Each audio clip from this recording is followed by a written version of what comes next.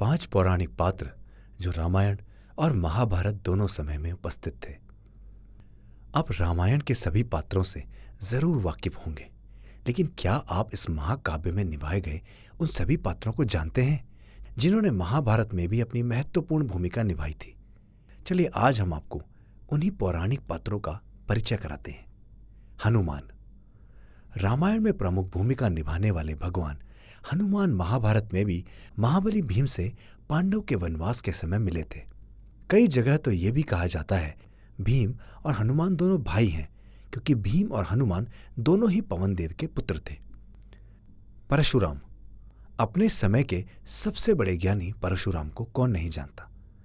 माना जाता है कि परशुराम ने 21 बार क्षत्रियों को पृथ्वी से नष्ट कर दिया था। रामायण में उनका वर्णन तब आता है जब राम सीता के स्वयंवर में शिव का धनुष तोड़ते हैं, जबकि महाभारत में वो भीष्म के गुरु बनते हैं तथा एक वक्त भीष्म के साथ भयंकर युद्ध भी करते हैं। इसके अलावा वो महाभारत में कर्ण को भी ज्ञान देते हैं। जामवंत। रामायण में जामवंत का वर्णन राम के प्रमुख सहयोगी के रूप में मिलता है।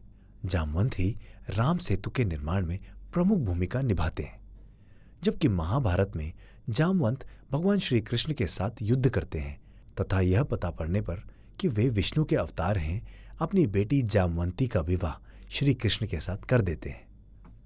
मयासुर। बहुत ही कम लोगों को मालूम होगा कि रावण के ससुर यानी मंदोदरी के पिता मयासुर एक ज्योतिष और वास्तुशास्त्री थे। इन्होंने ही महाभारत में युधिष्ठिर के लिए सभा भवन का निर्माण किया था, जो महासभा के नाम से प्रसिद्ध हुआ। इसी सभा के वैभव को देखकर दुर्योधन पांडव से ईर्ष्या करने लगा और कहीं न कहीं यह ईर्ष्या महाभारत के युद्ध का कारण बनी।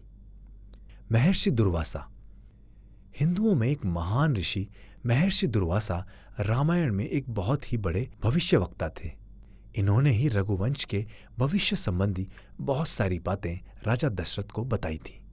वहीं दूसरी तरफ पांडव के निर्वासन के समय महर्षि दुर्वासा द्रौपदी की परीक्षा लेने के लिए अपने 10,000 शिष्यों के साथ उनकी कुटिया पर पहुंचे थे।